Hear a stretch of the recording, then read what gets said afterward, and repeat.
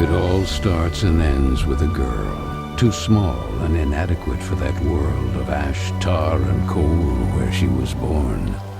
When her mother died suddenly, the little girl, with only the company of a stuffed friend she would soon forget, found herself all alone on an icy bench, waiting for the carriage that would take her to the austere Bunny Hall. Luckily, even if that place turned out to be very hostile for her, there she met Carole, who like her was small and inadequate, so the little girl began to feel less alone, until, on a day like many others, Carole would leave Bunny Hall for good, so the little girl fell prey to despair again. After all, in a world made of ash, tar, and coal, furiously ticking away like a crazed clock, what can a little girl do all by herself?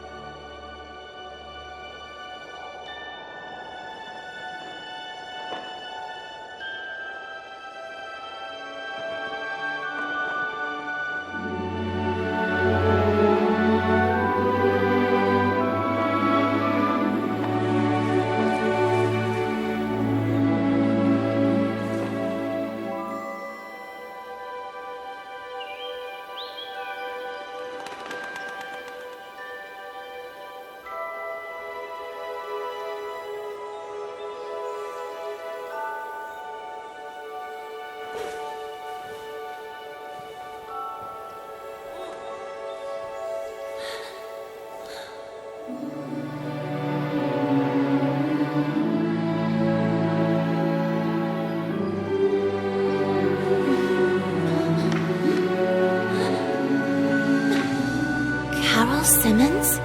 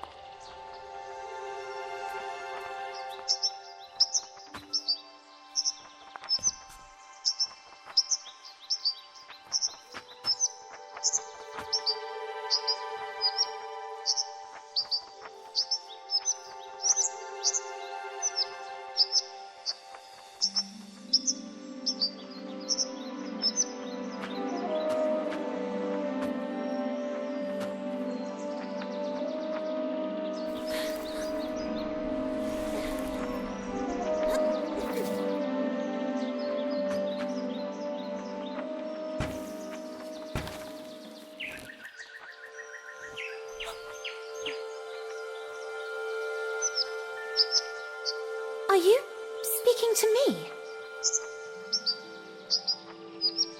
Princess?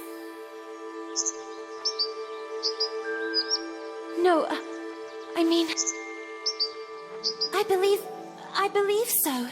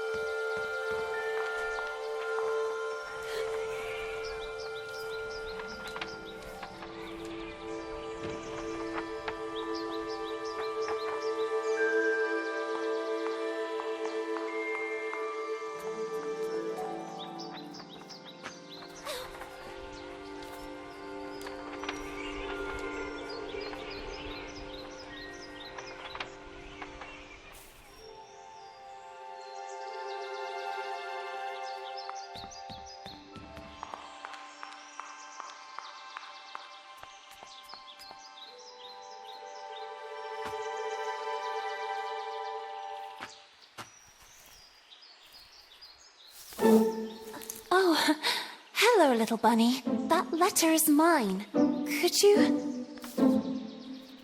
The sweet, bespectacled bunny ignored the little girl and took the letter with them.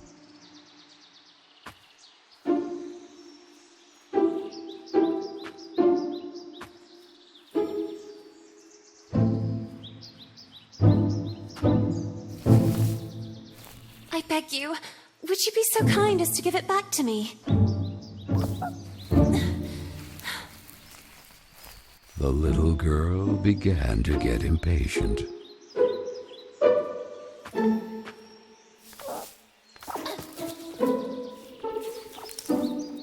The little girl wouldn't let it win, so determined to recover Carole's letter, she followed the mischievous bunny.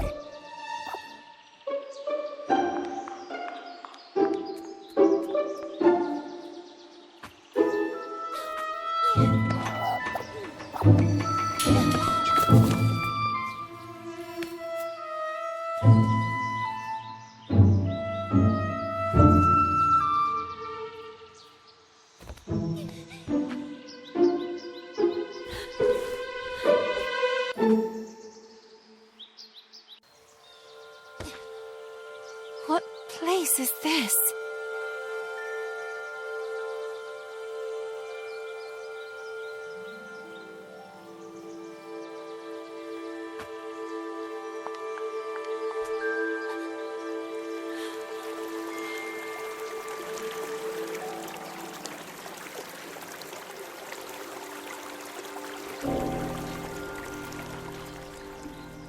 That kite, it reminded the little girl so much of her friend Carole. So free and graceful, yet tormented, as if by adverse currents, by the other girls at Bunny Hall. Oh, and who would you be? Have you perhaps seen a bespectacled bunny? Even the owl ignored her question and just stood there, staring at her, with those eyes, red like blood. But the little girl had no time to waste. She had to track down the bunny, and so she began to follow in its tracks.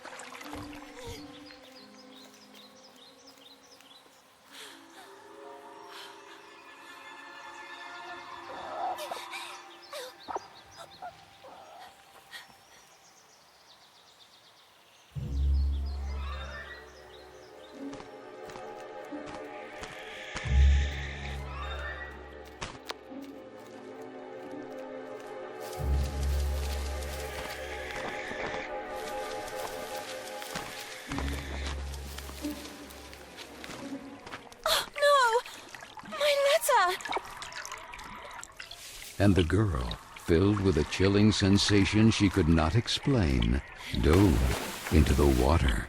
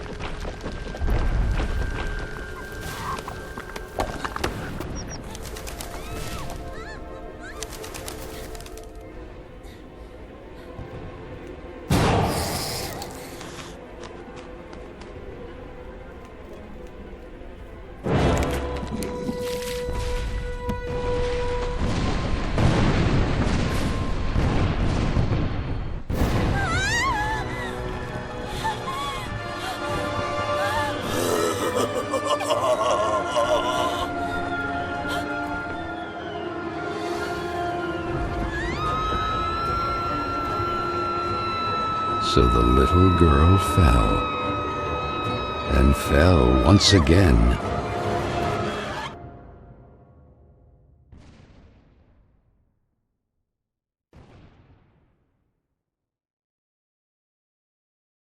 And while the man with the tar hat stood grinning, her thoughts drifted to that mysterious figure in the window of Bunny Hall, who silently stood watching her as she was swallowed up in her abyss.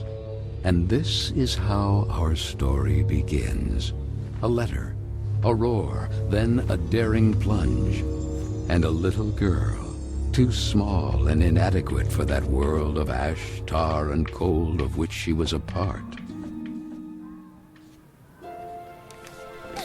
Miss Benton, I am pleased to note that my voice is so soft that it encourages restful sleep in class. Would you be so kind as to share your wisdom on today's topic with your fellow classmates?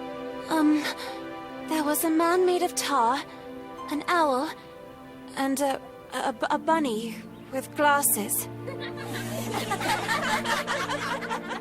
Such impertinence. Home economics, ladies' etiquette. Chapter 9. Be always beautiful, perfumed, and impeccable. All of you young women of today are privileged to witness the deeds of the great men of your era, the grand discoveries, the phenomenon of industrialization, progress. Soon you will be wives and then mothers of great men who will go down in history. And you, Miss Benton, make fun of it. This establishment, too, if events continue to transpire as hoped, will undergo important developments, and you will be the first to benefit from them. Why, ladies? A portion of Bunny Hall was conceded to a corporate collective in order to form a small branch, thereby taking advantage of the area's greatest resource, rabbits. This will not only bring new luster to the estate in this region, but also new jobs. Very good, Miss Vicky Trant. At the very least, Lana has grasped the rabbit matter. In this regard, our dear Frank reminds us that it is strictly forbidden to venture beyond the walls of the park. The disinfestation work will resume tonight after the strong winds of recent weeks. Remember not to be overwhelmed by the explosions. It's all perfectly normal. The soil is blasted with charges and the rabbits forced out of their burrows. Who did it? Lana! Miss Benton!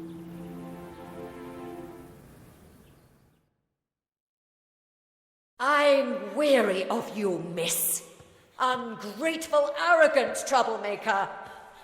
Why is it so difficult for you to behave like all the others?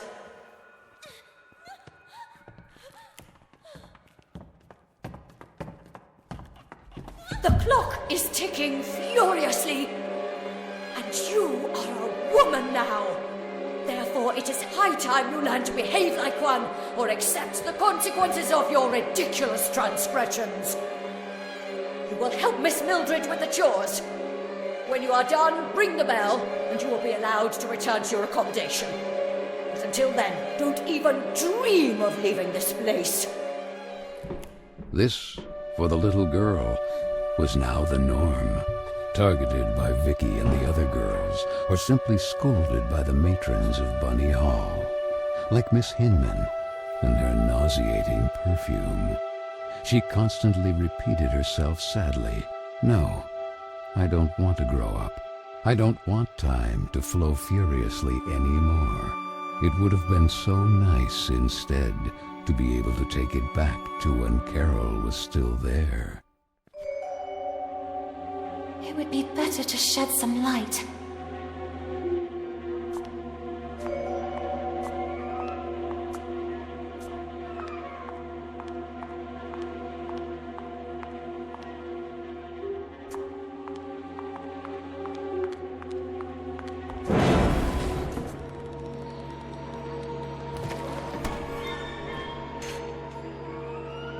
Where the heck did the broom go? Oh, here it is. Better get to work.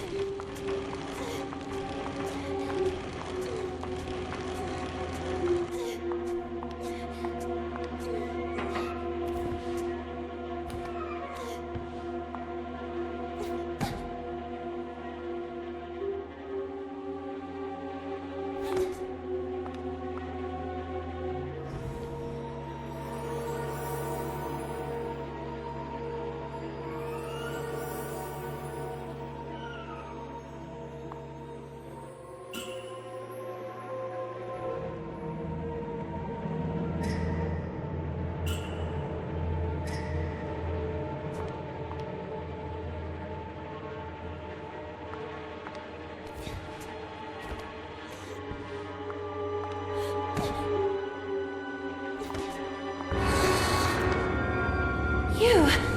I remember you. But in a dream. Or at least, I think it was a dream.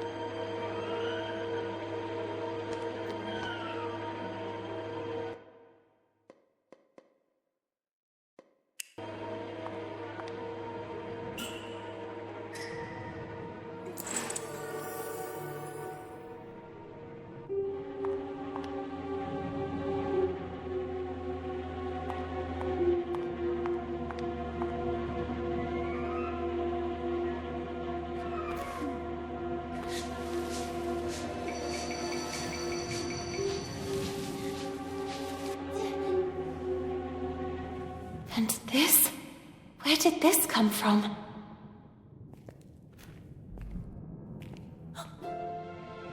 It looks like an old mailbox.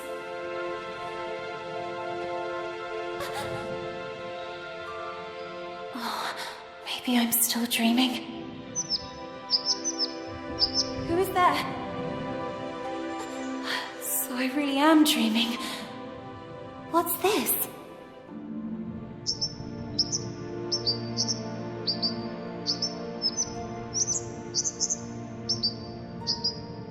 Carole?